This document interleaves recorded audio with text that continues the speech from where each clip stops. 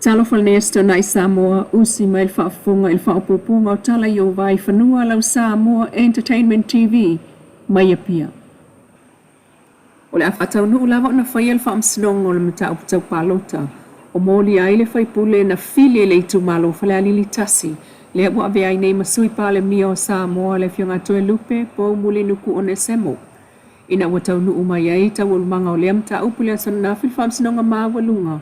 O le tangi le sui whaia ina le HRPP tui loma lan selo tala meko. Whaasanga le sui pale mie ui ina manao e whaaui i tua muli muli ane. Lei tai. O tonu wai le whaamsino sili Chief Justice Perese. E wala awa i loa le mata upule e whaawawlon whaamsinonga i le asfraile. O le vai aso fau luful fito Februari. Ina ua ia talia le whaonga ai loa o mōli mau. E to alua lea le o mawatu e leo leo e o atu e tūlai. Na fina watu ai le loia o tūlai mo toe lupe. Le sunga miro lui i le vai ngaiva pui pui lua le tula fono o mōli mau lua ota si lima. O leo ngau le vai nga leo le tula fono. O le tangata e le o avanua e avea mōli mau le mta upu solo pe a whai. E le mawhai o na iloa pe maua. Maia sa unoa ai mawhai o na whaia le whaatatau le whaamsinonga fua i le musu o le mōli mau e mōli mau. O le mta upu lava le ana nafi. Na tu avanua ai le whaamsinonga i le tamaita ilo ia ia mero lui e sa unoa ai. Maia ta uatuai i le whaamsino sili e tasi lana mōli mau. Ma watuai nei le whaamsino i le tamaita ilo ia le whai ungo le vai aso e o atu le so lua o le vai aso fau. Wa mau atu lana mōli mau lea a o le i whai le whaamsinonga i le aso forai le lua fito Februari.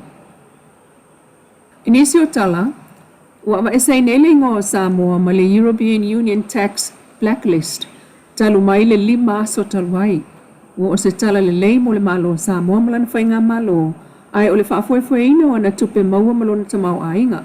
Ina ua ama esai ai Samoa mai le Tax Haven Blacklist.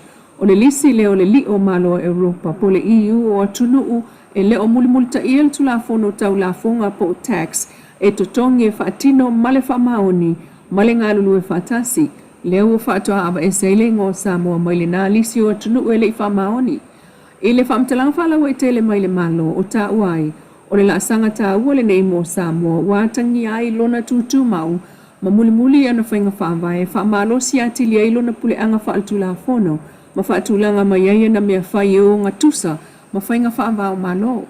Talu marilu a sulfitu na pipi ai le ngō Samoa le lisi lea le European Union, o to ilo ai e Samoa le whainga e whaatinoa i ana la fonga, po tax, ma tu la fono mulmulta ia, ia mauti noe whaawa wai male amiutonu. O fiti ma Trinidad ma Tobago. I si fo ia tunuu, ua ava ese whaatasio lato i ngoma Samoa mai le lisi parpala Europa. Ua amatayo na pa o ngā ruenga whaale leo le mauta whaamasino i mulinuu. E peo na mōli mawina i le teimio whaamsinonga whaanga solo le neiva iaso, le malo malo ao le whaatinonga o ngā ruenga. O whaale tonu, ia i le mauta whaamasino. Na amata mai lava il whaale tonu i whafo, i le pawai e whaata amilo ai le maota i le taimi e sua o ai le tai ma te tele timunga. Whaasolo ane ai i le pepeo lifi wo whaitautau sanga ai nei, ma le mawhai ai e tangata i ai a whianga tū mau, e whaongano fua tūlei o na o ilunga. Ma whaasolo ane ai i le whaale tonu e a malulu ma toe sui ai. Whaasolo atu i whai tutoa. Peitai, o le tutulu ifo, o le whaalo i potu whaamasino, le whaale tonu o ngaonga le o ne iai.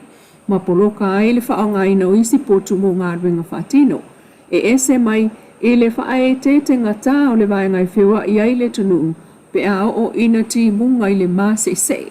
O le teimi nei, o amata o na tō ulu ifo le whaalo, o le whaapaulunga ma vaenga e sa vali ai tangata. O na nafina malumalo ai ngā ruenga whaale leia o le mauta a o whaanga solo mata upu i le tū o iai potu whaamasino o le whaamasino ngā mawalunga. O ngā ruenga whaale leia o le whaale whaamasino i mulinu u lea na saunu ai le fionga il palemia o le isi lea vaenga e tatau na ave iai le whaataua. E le talo tupe whaasoa le malolu o lua 5 lu o lua ono. E lua se 10 miliona valu se lau fitu sulfitu afe tala. Na whaamatu watu molem tanga ruenga o whaamsinonga malona pulenga. O tala na lau Samoa Entertainment TV. E to'atonu matai o le fionga lufi wo whatetea. I le umane o le fono le nuu i le amatanga o le vai sanei. O le mafuaaga e pe ona taʻua ona ae o loo tatou mai tauina o matai ua faatea o nisia o i latou sa aua i le fono. A le fioaga o lufilufi le aso toʻanaʻi o le vaiaso ua tuanaʻi aso sulfā. Na fono ai lufilufi le aso toʻanaʻi o le vaeaso tolu ai sulfā o Februali. Ma mo limau e le basega o le autostala. Peitaʻi o le umane o le fono. Na vao ia mai ai tusitala e tāofi faasalalauga o le latou fono. Ma tuʻumuli ai ae faatali se isi feiloaʻiga tusitala ma le minista o le miliona tālā. Po ona tagaluega o tinama tamaʻitaʻi o le faipule lea o lufilufi le fioga mo e faaua Julius Akui. E leʻi taunuu sa feiloaʻiga ae na toe fono ai le fioaga o lufilufi ma faamatuu ai le faatetea ese o ana matai e toʻatolu e aofia ai ma le suga tupaʻi take na seri ma le matai na urua i saunoa i le fono lea o le aso toʻanaʻi aso sulfā o Februali. Ma ia faaleo ai le faatoʻesega na atangia ai le sesē o le lafoga na faia elo latou faipule mo e faauō e faasaga i le taʻitaʻi o le ituaga ai tulaʻi pasaʻilele ma lia le gaoi. Peitaʻi o le fono a lufilufi i le aso i le tatou maitau ua atangia ai le tuu faafeagai ai o le uluaʻi lauga o le aso toʻanaʻi talu ai e pei ona saunoa le fioga pouoa ma ligi. O le figagalo lea o lufilufi ma le ikumālō seia o makou failo le kofā ma seia maku le susuga auā le sila faafofoga o lo kako akumu o Samoa i pele le loko. O saunoaga e lē faavaea, o saunoaga e faapaia maka, o saunoaga e sooga lalafo, o upu faalumaluma pei o saunoa iai la fioga le kaikai o le tuagai. Au isi foi o i lakou o fai kusikusiga e lē kalafeagai le vaai luga o pega ka faila.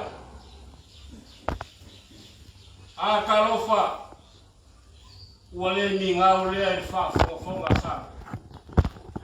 Ua okia le figagalo o le kamao o le ikumālō. Au o kumau o laloiga le kamaliaga. O le afioga le alimi sika o le kapegeka. O le kamao o le ikumālō. O le kama faasauga faia mai le fuifui i lalo gafo. Se faalea o le figagalo o le ikumālō ma lufilufi i upu fai o mālō. A le upu mongi. O lou faifai la fioga le mingisika. O lou faifai ale ia lufilufi ma le ikumālō ke. A le magogofo lufilufi ma akua. E sa se akua o la lafa se upu ia lufilufi. O akua le mu. O lufilufi o le makua. O le fale e kausi fale e akua. O le fala nge lafo i lumbo aku. O lufilufi mbawa fale upolu. O lufilufi mbawa kapa au. O faki alofa mbawa elua o kamba pungefu. O kula ngiwa akua e leo i koko la lungafu fua. O kapa au e kausi e lufilufi li saufainga maliko o. Ayale mamalu le kumu. Ele fako ese lufilufi ya akua sa. Ao le susunga kukasi e kausia akua ma Samoa akoa. E kausi papa e upapa. Ele a vesea le fai malufilima o lufilufi ma le ikumālō e.